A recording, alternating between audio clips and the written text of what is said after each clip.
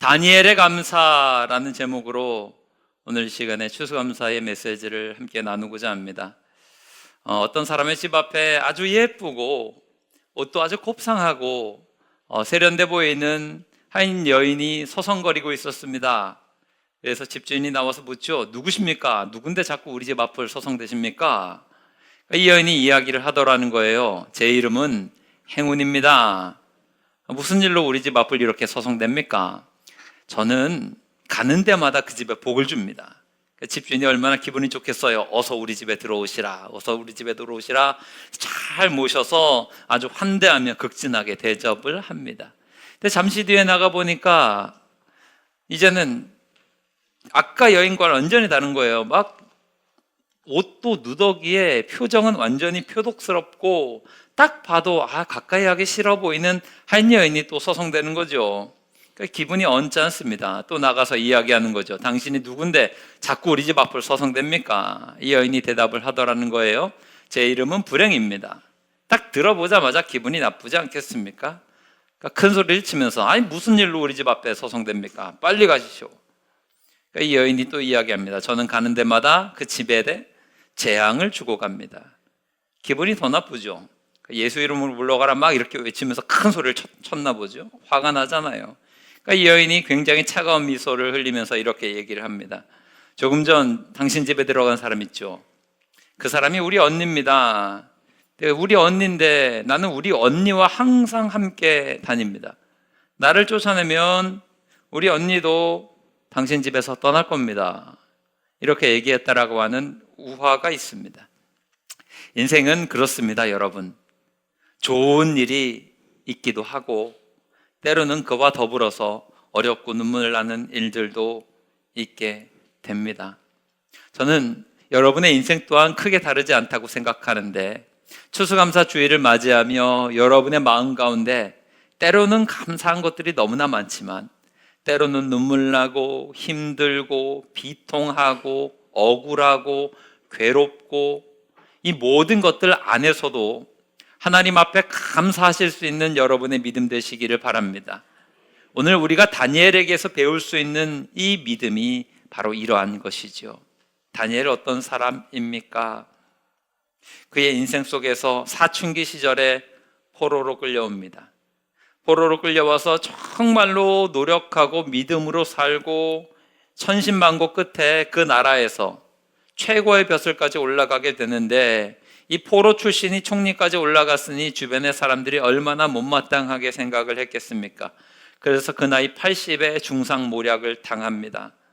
정적들이 고민 끝에 다니엘을 어떻게 죽일까 하다가 매일 3번씩 하나님께 예루살렘을 향해서 창을 열어놓고 기도하는 것을 알고 다리오 왕에게 부탁을 하는 거죠. 왕 외에 한 달 동안만 다른 존재나 다른 사람에게 절하는 사람이 있으면 사자굴에 쳐넣읍시다.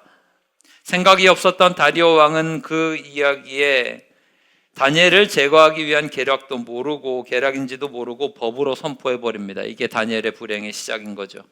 그때 다니엘이 어떻게 반응을 합니까? 오늘 10절 말씀을 보게 되면 조서의 왕이 도장이 찍힌 것을 알고도 기도를 했다라고 하는 것입니다. 그런데 그 기도의 내용이 오늘 우리가 주목해 보아야 되는데 하나님 앞에 어떻게 했어요? 감사의 기도를 드렸다라고 하는 것입니다. 왕의 조서에 도장이 찍힌 것을 알아서 이제 이걸 들키는 순간, 고발되는 순간 사자굴에 들어가는 것을 알고도 위기가 있지만 힘들지만 어렵지만 하나님 앞에 감사의 기도를 드렸습니다. 이거 자칫하면 자기가 60년이 넘는 시간 동안 이 바벨론과 페르시아에 끌려와서 정말로 노력했던 공든탑이 순식간에 무너질 수도 있는 상황이었습니다. 그런데 흔들리지 않고 하나님 앞에 기도의 자리를 지켰는데 그 기도의 내용 자체가 감사였다라고 하는 거죠. 저는 여러분의 삶이 이 다니엘의 감사와 같은 아름다운 모습이 있게 되기를 바랍니다. 다니엘의 그 기도와 다니엘의 그 감사가 무엇인지 오늘 3가지로 생각해 보려고 그래요. 첫 번째는 다니엘의 감사는 결단의 감사였습니다. 결단이 있는 감사였습니다. 단순히 감정에 따라서 오르락 내리락 왔다 갔다 하는 감사가 아니라 내가 의지적으로 어떻게든지 하나님께 감사하는 삶을 살겠다, 감사 기도를 드리겠다라고 하는 모습이 있었다라고 하는 이야기입니다. 여러분, 순탄한 환경에서 감사하지 못할 사람이 누가 있습니까? 좋은 일 생겨서 감사하는 것은 누구나 당연하게 합니다. 거의 본능처럼 나옵니다. 너무나 기쁘고 너무나 좋으면 감사합니다가 절로 나오겠죠. 누구나 마음먹은 대로 인생이 열리고 계획대로 인생이 풀리면 감사하지 못할 사람이 누가 있습니까? 그런데 이것은 어찌 보면 감정의 요동치는 감사일 수밖에 없다라고 하는 거죠. 근데 진짜 감사는 무엇일까요? 고난이 닥쳐왔을 때예요. 환란이 닥쳐왔을 때예요. 어려움이 닥쳐왔을 때, 인생의 위기를 만나게 되었을 때 여러분은 과연 감사하실 수 있으십니까? 이런 경우에서는 감사가 나오는 것, 이것들은요 감정이 아닙니다. 본능적으로 나오는 게 아닌 거죠. 뭔가 잘 될 때 드리는 감사와는 차원이 다른 겁니다. 이것을 일컬어서 결단이 있는 감사다라고 말할 수 있습니다. 데살로니가전서 5장 18절 말씀은 여러분 다 아실 겁니다. 범사에 뭐하라 그러셨어요? 감사래요. 이게 하나님, 우리를 향하신 하나님의 뜻인데, 범사라고 하는 뜻이 뭐예요? 무릎 범자를 쓰죠. 모든 범자를 씁니다. 모든 사자는 다 아시죠? 무슨 사자예요? 일사자예요. 모든 일에 하나님께 감사해야 된다라고 하는 겁니다. 좋은 일에도 감사해야 되지만 그렇지 못한 일에도 감사해야 된다라고 하는 겁니다. 그러면 이렇게 감사하려면 어떻게 하셔야 돼요? 결단하셔야 돼요. 마음을 먹으셔야 돼요. 범사에 감사하기 위해서 정말 중요한 게 무엇입니까? 나는 감사하는 인생이 되겠다. 나는 감사하는 믿음이 되겠다. 이것들을 마음 먹으셔야 됩니다. 신앙생활 하실 때도 그런 분들이 계시잖아요. 감정적으로 신앙생활 하시는 분들이 있죠. 주일 아침에 일어나셨어요. 근데 아침에 일어나는데 뭔가 그냥 교회 갈 기분이 아니에요. 그래서 교회를 안 나가요. 이게 감정적으로 신앙생활 하는 분들입니다. 오늘은 어째 기도할 마음이 들지가 않아요. 늘 기도하는 삶을 살다가도 때로는 그런 마음이 들 때가 있긴 하거든요. 기도할 마음이 들지 않아요. 기도 안 해요. 이게 감정에 의해서 신앙생활 하는 사람들의 대표적인 모습입니다. 아, 누구 보기 싫어서 교회를 안 나갈 거야, 뭐 때문에 뭐 안 할 거야, 감정에 요동치면서 신앙생활을 하는 것이죠. 이렇게 감정에 흔들리는 사람들은 환경에서 어려움을 만나고 살아가면서 괴로움과 환난과 심각한 위기를 만나면 감사할 수 있다, 이건 도무지 불가능한 일이다라고 하는 것이죠. 여러분이 범사에 감사하라 하셨는데 언제 어디서나 환난이 있거나 좋은 일이 있거나 어떤 때든지 감사하기 위해서는 뭘 하셔야 돼요? 결단하셔야 돼요.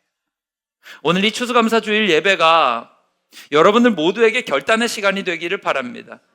감정적으로는요, 우리는 그래요. 힘들면 감사가 할 수 없습니다. 어떻게 이렇게 힘든데 내 마음이 괴롭고 아프고 어둡고 힘이 다 빠져버렸는데 감사할 수 있겠습니까? 교통사고가 났는데 당장에 내 다리가 부러졌어요. 그러면 감사하실 수 있겠습니까? 여러분의 집에 우환이 찾아왔어요. 그런데 감사하실 수 있겠습니까? 그런데 그것이 우리를 향하신 하나님의 뜻이래요. 그럼 이걸 하시려면 먼저 감사하는 모습이 있게 되기를 주님의 이름으로 축원합니다. 제가 우리 교회에서 목회하면서 이 귀한 결단의 감사를 보여주신 좋은 믿음의 선배님이 계십니다. 우리 여기 앉아 계시는 최은희 권사님이 안타깝게도 두 번째 아들께서 공장에서 일하다가 아픈 일을 경험하신 적이 있어요. 절단 사고를 당하셨습니다.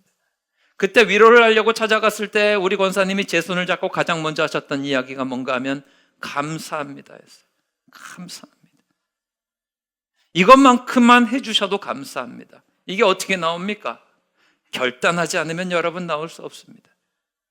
사랑의 원자탄이라고 불리우는 손양원 목사님의 감사는 너무나 유명하죠.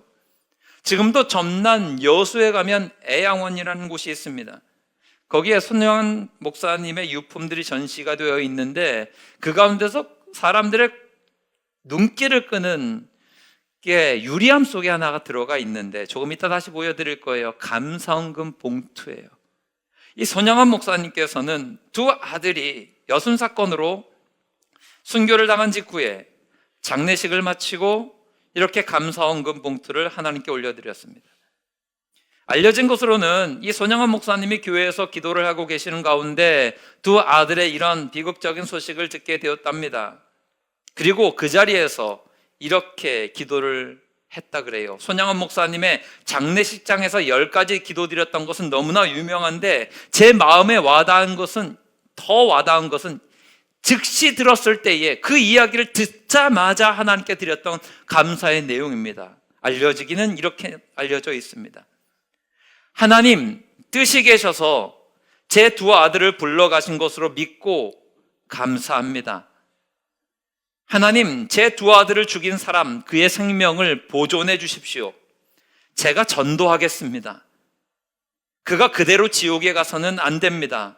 하나님, 저에게 그를 사랑할 수 있는 마음을 주옵소서.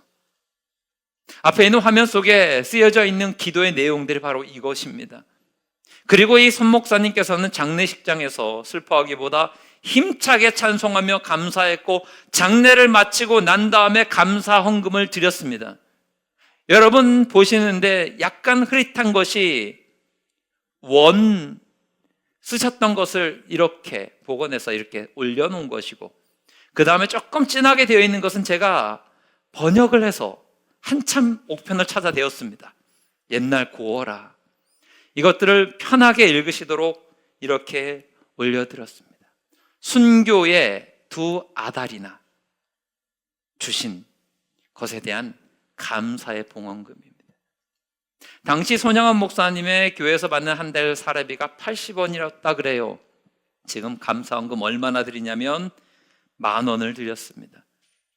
한 달 사례의 125배입니다. 아들 유학 보내기 위해서 어려운 삶 속에서도 모아놓으셨다라고 하는 이야기가 있는데 어찌 되었는지는 잘 모르겠습니다만 그 비극적인 사건 앞에서 어떻게 이렇게 감사의 기도를 드리고 감사의 헌금을 드리며 하나님 앞에 감사합니다 하면서 영광 올려드릴 수 있었을까요? 결단하지 않으면, 평상시에 마음 먹지 않으면, 내가 하나님 믿으며 감사하며 살겠다라고 하지 않으면 이런 일은 가능할 수 없습니다. 그리고 놀라운 것은 하나님 앞에 이렇게 결단의 감사를 드리게 되었을 때에 하나님은 거기에 대한 열매로 놀랍게 갚아주신다라고 하는 거예요. 손 목사님의 기도가 무엇이었습니까? 하나님, 내 아들을 죽인 그 사람의 생명을 보존해 주십시오. 제가 그를 전도하겠습니다. 그리고 그 아들을 실제로 만나서 안재선이라고 하는 사람이었잖아요. 그 사람을 양자로 맞이해요. 그리고 성을 바꿔버리죠. 이제는 안씨가 아니에요. 손씨가 되었습니다. 손재선이란 이름으로 살게 하고 목회자로 키워내었습니다. 손 목사님의 가정에는 비극이었을지 몰라도 이후에, 이 사건 이후에 80년의 시간 동안 손 목사님의 귀한 감사의 믿음은 살아 역사에서 한국교회 수많은 교회들에게, 성도들에게, 목회자들에게 감동을 주면서 많은 영혼들을 살리고 있지 않습니까? 다니엘도 마찬가지죠. 위기가 있고 힘들었지만 하나님 앞에 먼저 감사했습니다. 근데 그 감사의 기도가 비극을 맞이하는 듯 했지만 결국엔 사자굴에서 사자입을 봉인하시고 오히려 원수들을 물리치시며 다니엘의 하나님이 영광 받으시는 이방 사람이었던 다리오 왕이 그의 입술로 하나님을 찬양하게 되는 놀라운 역사가 있게 되었다라고 하는 것이지요. 저는 여러분에게 권면합니다. 삶의 어두움과 고통과 시련을 만나게 되셨을 때 그럼에도 불구하고 기꺼이 감사하실 수 있는 결단의 감사가 있기를 주님의 이름으로 축원합니다. 두 번째로 다니엘의 감사는 규칙적인 감사였습니다. 감사는 습관이 되어야 됩니다. 10절 말씀을 보게 되면 다니엘은 왕의 도장이 조서에 찍힌 것을 보고도 하루에 3번씩 기도를 했는데 주목해 보아야 될 이야기는 전에 하던 대로입니다. 전에 하던 대로요. 다니엘에게 기도와 감사는 뭐였어요? 습관이었어요. 포로로 끌려오기 전에도 기도와 감사가 습관이었고 포로로 끌려온 이후에도 기도와 감사는 습관이었고 백발의 노년이 되었을 때에도 기도와 감사는 여전히 거룩한 습관이 되었습니다. 어찌 보면 다니엘의 정적들은 다니엘의 이 습관을 파악하고 나서 쾌재를 불렀을 것입니다. 이것만 잘 이용해 먹으면 다니엘을 무너뜨릴 수도 있겠다. 라고 하는 거지요. 저 다니엘은 절대 이것은 타협하지 않을 것이다 라고 하는 것을 알고 함정을 파놓은 것입니다. 다니엘에게 있어 기도와 감사는 숨쉬는 것과 같은 것입니다. 늘 생활 한가운데 있는 거죠. 여러분, 요즘 생활하시면서 종종 많이 느끼는 것들 중에 여러분들도 느끼시는지는 잘 모르겠는데 많은 사람들이 습관적으로 불평과 불만을 쏟아내는 것들을 보게 됩니다. 이건 사람과 사람을 만났을 때 대화를 통해서도 그렇기도 하고 인터넷 공간에 여러 가지 이야기들과 글들이 올라가는 것을 보게 되면 습관적인 불평과 불만과 비판들이 있는 것을 보게 됩니다. 비판이 나쁜 것은 아니지만 그 입술 가운데 불평과 불만과 이런 것들이 나오고 시작하면 그것은 선한 열매를 거둘 수 없습니다. 세상을 향해서, 가정을 향해서, 일터를 향해서, 이웃을 향해서, 교회를 향해서 그 불평과 원망은요 아무것도 선하게 바꾸지 못해요. 여러분들도 대화해 보셔서 아시잖아요. 늘 입술 가운데, 말 대화 가운데 불평이 있고 불만이 있는 사람들과 대화하다 보면 힘이 납니까? 힘이 빠집니까? 힘나시는 분들은 얘기하는 사람밖에 없어요. 얘기하는 사람은 막 힘을 내서 이야기합니다. 그런데 듣는 사람은 힘이 다 빠져버려요. 반대로 감사가 습관이 된 사람들을 생각해 보십시오. 그런 사람과 함께하면 그 이야기를 듣다 보면 내 처지가 좀 힘들어 보여도 그래도 소망이 생기잖아요. 그렇게 늘 감사가 넘치고 그런 모습을 보게 되면 내게 꿈도 생기잖아요. 힘도 생기잖아요. 나도 모르는 사이에 의욕도 생기지 않겠습니까? 중세 유럽에는 수많은 수도원들이 있었습니다. 수도원들 가운데 이런 별명을 가진 수도원이 있었어요. 성인을 만들어내는 수도원. 그러니까 수도원들은 다 구별되고 거룩한 삶을 사는 수도자들이 모여 있는 곳인데 그 중에서도 유별나게 성인들이 많이 나오는 수도원이 있었대요. 그 이름하여 성 베네딕트 수도원이었는데 많은 사람들이 여기에 대해서 칭송을 하기도 하고 궁금해하기도 해서 그 중에 어떤 사람이 너무너무 궁금해서 베네딕트 수도원을 찾아갔습니다. 어떻게 저 수도원에서는 그렇게 많은 성인들이라 불리는 사람들이 나올 수 있을까 방문을 했어요.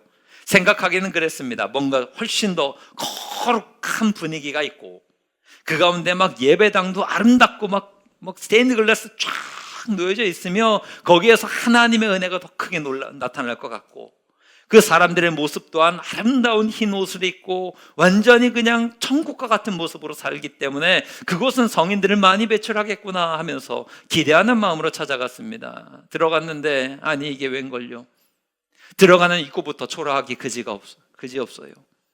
들어가 봤더니 수도사들의 행색이라고 하는 것은 흡사 조금만 과장해서 이야기하면 거지와 비슷한 꼴입니다.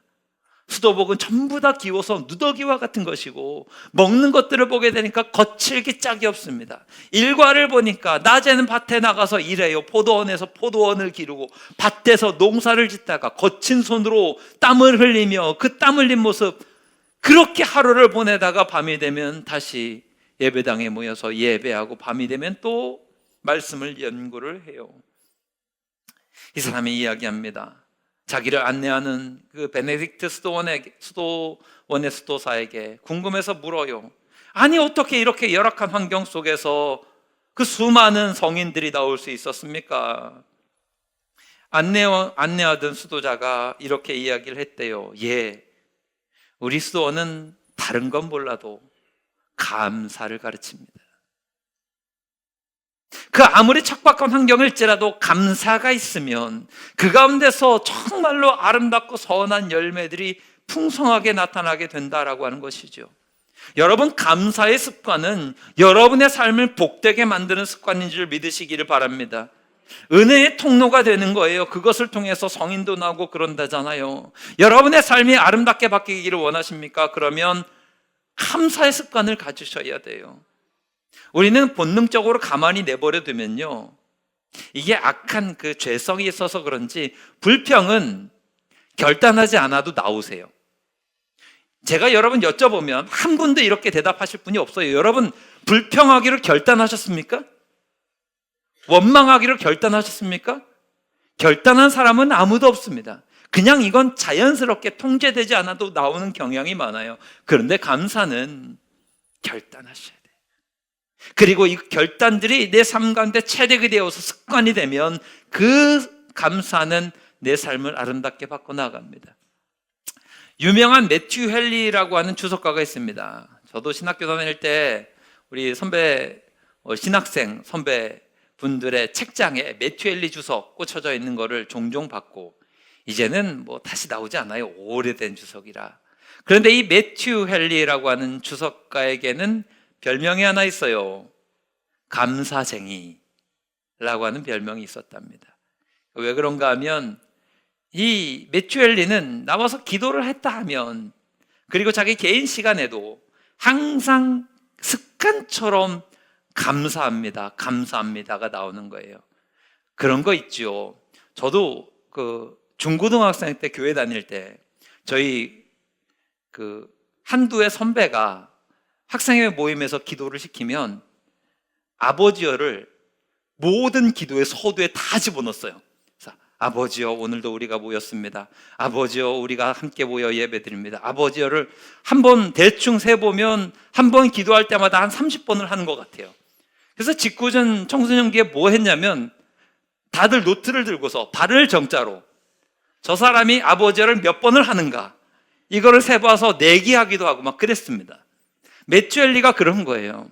기도를 했다 하면 무조건 다 감사한 거예요. 다 감사로 그냥 채워지는 거예요. 그래서 그 교회 성도들이 뭐 했냐면 저 매튜 헨리가 오늘은 감사를 몇 번 할 것인가 똑같이 내기를 하고 할 정도로 모든 기도에 감사가 들어있었던 사람입니다. 그런데 어느 날 이 매튜 헨리의 집에 강도가 들었다라는 소식이 들려왔어요. 사람들이 이제는 진짜 내기를 합니다. 저 매튜 헨리는 과연 강도 맞은 것에 대해서 감사를 할 수 있을 것인가 없을 것인가 다 기대하면서 그의 기도를 듣는데 이렇게 기도를 하더래요. 하나님, 내가 물질은 잃어버렸지만 생명을 잃지 않게 하시니 감사합니다.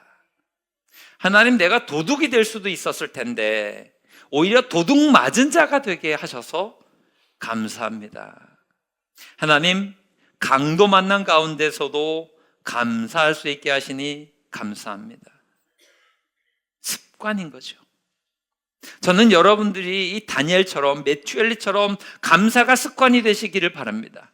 아주 작은 것일지라도 힘든 상황일지라도 습관처럼 감사가 나오면 다니엘이 구원받았듯이 매튜 헨리의 삶 가운데 하나님의 은혜가 풍성하였듯이 여러분의 삶 가운데서도 동일한 은혜가 나타나게 될 줄 믿으시기를 주님의 이름으로 축원합니다. 마지막 세 번째 다니엘의 감사는 지난주에 우리 설교 시간에 나눴던 먼저 감사와 같이 맥을 하는 것인데 믿음의 감사였습니다. 이 성경을 보게 되면 오늘 본문 말씀 속에서나 다니엘서 6장을 보게 되면 다니엘이 이 상황 속에서도 원망을 했다라고 하는 흔적을 발견할 수가 없습니다. 그러니까 자기를 중상모략할 원수들을 향해서 원망할 수 있지 않겠습니까? 내가 충성을 다했던 이 다리오 왕에 대해서도 원망할 수 있을 것입니다. 내가 얼마나 충성을 다했는데. 심지어 하나님을 향해서도 원망할 수 있지 않겠습니까? 하나님, 내가 말씀대로 살고 순종했는데, 심지어 내가 악을 행한 게 아니라 기도했는데 하나님 나를 이렇게 하실 수 있느냐고 원망할 수도 있었겠죠. 그런데 오늘 본문은 아니지만 이후에 23절 말씀을 넘어가면 하나도 원망하지 않았던 이유, 왜 다니엘은 그렇게 원망할 수 있는 상황에서도 원망하지 않았는가를 보게 됩니다. 다니엘서 6장 23절 말씀을 보세요. 우리 함께 읽어보겠습니다. 시작. 왕이 심히 기뻐 명하여 다니엘을 굴에서 올리라 하매 그들이 다니엘을 굴에서 올린즉 그의 몸이 조금도 상하지 아니하였으니 이는 그가 자기의 하나님을, 이게 중요한 거예요. 원망하지 않고 감사의 기도를 올려드렸던 이유가 무엇입니까? 자기의 하나님을 어땠어요? 믿었어요. 목숨이 경각에 달려 있을지라도 여전히 하나님을 신뢰했기에 그는 기도했고 그는 감사했습니다. 이 다니엘의 믿음을 로마서 8장 28절의 믿음이다라고 이야기할 수 있지요. 로마서 8장 28절은 우리에게 뭐라고 일러줍니까? 함께 읽습니다. 우리가 알거니와 하나님을 사랑하는 자 곧 그의 뜻대로 부르심을 입은 자들에게는 모든 것이 합력하여, 아멘. 믿으십니까? 다니엘의 믿음이 이거예요. 하나님은 결코 나에게 해를 끼치실 리가 없다. 하나님이 나를 사자굴에 넣으시는 건 지금은 내가 모르겠지만 분명히 이유가 있을 것이다. 섭리가 있을 것이고 계획이 있을 것이다. 그러면 감사하는 거죠. 저는 여러분에게 이 믿음이 있었으면 좋겠습니다. 전광 목사님이 계세요. 이분이 아주 베스트셀러 기독교 작가신데 한 번쯤은 여러분 이분이 쓰신 책을 들어보셨으리라 생각합니다. 저도 설교 시간에 좀 소개해 드린 적도 있긴 한데, 백악관을 기도실로 만든 대통령 링컨 들어보셨습니까? 이런 책이 있어요. 성경이 만든 사람, 백화점 왕, 워너메이커, 이것도 있고요. 제가 설교 시간에 소개시켜 드린 책은 평생 감사라고 하는 책이에요. 이 책은 한번 일독하시기를 권면을 드립니다. 참 좋은 책이에요. 이런 책을 쓰신 이 정광 목사님께서 미리 감사하라라고 하는 글을 쓰신 적이 있어요. 책에 올라간 거 아니고 제가 지면을 통해서 읽었는데, 이분이 이런 표현을 씁니다. 압북감사라고 하는 표현을 쓰세요. 굉장히 공감이 되더라고요. 그러니까 우리가 내일 일을 알지 못하고 살죠. 한 시 앞도 내다보지 못하는 인생인 건 맞습니다. 지금 일어나는 일들도, 여러분의 삶 가운데서도 일어나는 일들도 뜻을 다 헤아리지 못하고 왜 이런 일들이 내게 일어났는지 알지 못합니다. 근데 나중에 시간이 조금 지나고 나서는 왜 그랬는지, 하나님이 어떤 계획이고 어떤 뜻이었는지 알게 되는 때가 있죠. 그러니까 여러분들도 다 경험해 보셨으리라 생각합니다. 그리고 나서 깨닫게 되니까 하나님 감사합니다 이렇게 나오잖아요. 이걸 뭐라 그래요? 뒷북감사다. 여러분, 인생에서 뒷북치는 사람은 성공하기 쉽습니까? 어렵습니까? 뒷북치면 됩니까? 안 됩니까? 뭐든지 성공하려면 앞북을 쳐야 된다. 그래서 앞북감사라고 하는 말씀을 하시는 거예요. 그러니까 사람들이 뒷북치는 사람들 성공하지 못하듯이 신앙인들도 마찬가지인데, 뒷북감사하기보다는 앞북감사를 하셔라. 그래야 하나님이 더 기뻐하시고 인생의 길들을 열어줄 것이 아닌가라고 이야기를 하더라고요. 저는 여러분들이 이 믿음의, 다니엘의 믿음의 감사, 정광 목사님의 표현을 빌리면 앞북감사하시기를 바랍니다. 옆에 있는 분들과 앞뒤 분들과 이렇게 축복하며 인사합시다. 앞북감사하는 인생 되십시오. 예. 어떤 일이 일어날지라도 앞북을 치셔야 됩니다. 그래야 범사에 감사할 수 있는 거죠. 하나님을 신뢰해야 앞북이 가능해요, 여러분. 하나님을 믿지 못하시면 앞북을 치실 수가 없어요. 늘 뒷북밖에 못 쳐요. 다니엘의 감사는 어떤 감사였어요? 믿음의 감사, 앞북을 치는 감사였어요. 결과가 뭐예요? 다니엘이 생각했던 것보다 더 놀라운 변화의 역사를 일으킵니다. 다니엘서 6장 26절에 다리오 왕의 이야기를 들어보십시오. 조서를 내려요. 뭐라고 내려요? 이제 내 나라, 이 페르시아 제국 안에 있는 모든 사람들은 다 전부 다 하나님의 다니엘의 하나님 앞에서 떨면서 두려워해라. 하나님이 어떤 존재시냐? 살아계시는 하나님이시다. 영원히 변하지 않는 분이시다. 그의 나라는 멸망하지 않을 것이요 그의 권세는 무궁할 것이다. 이방인의 다리오 입술을 통해서 하나님을 높여드리는, 그냥 다니엘이 사자굴에서 건진받은 거 이거 수준이 아니라 온 나라를 뒤집어 엎는 어마어마한 선언을 하게 되는 역사가 있었습니다. 그러면 여러분, 먼저 감사한 게 얼마나 뿌듯하겠습니까? 믿음으로 감사한 게 얼마나 뿌듯하겠습니까? 여러분의 삶 가운데, 여러분의 믿음 가운데 이 다니엘의 믿음의 감사가 있기를 주님의 이름으로 축원합니다. 말씀을 정리하겠습니다. 다니엘의 감사는 어떤 감사예요? 결단이 있는 감사고, 습관적인 감사고, 믿음의 감사였습니다. 지금도 하나님은 이 감사의 사람을 찾고 계시잖아요. 오늘 이 추수감사 주일만 감사로 채워질 게 아니라 우리의 모든 삶이 감사로 채워져서 하나님께 영광 돌리는 아름답고 귀한 모습이 있기를 주님의 이름으로 축원합니다.